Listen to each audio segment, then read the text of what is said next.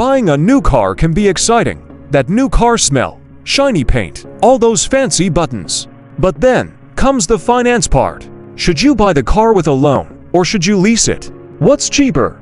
What's smarter? And most importantly, what fits your lifestyle best? Cut to graphics, car loans versus leasing, the ultimate breakdown. Host, in this video, we'll break down the real costs of both options, go through examples, and help you figure out which one is actually worth your money. Let's get rolling. The basics. Let's start with what these actually mean. Car loan. When you buy a car with a loan, you borrow money from a bank or lender to pay for the car, and then pay them back with interest over time, usually 3 to 7 years.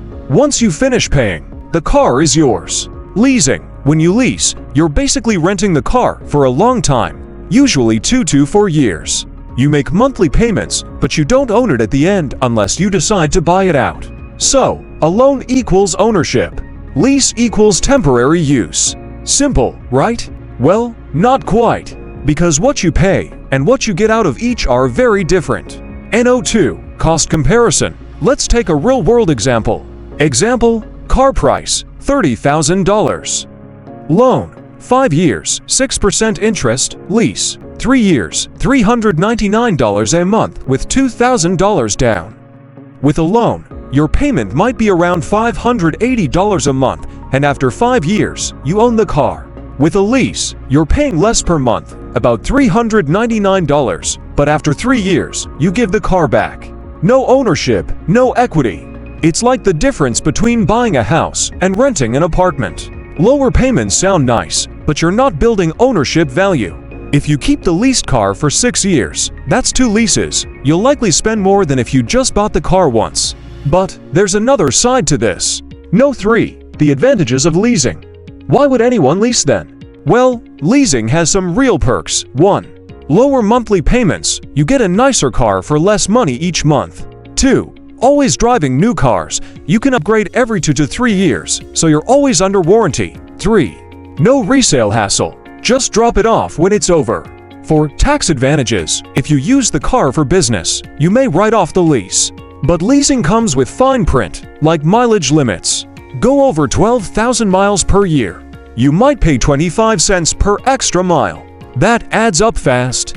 And if you end the lease early, the fees can be brutal. So leasing works best for people who drive less than average, like new cars often. Don't mind never owning the vehicle. 4. The advantages of buying.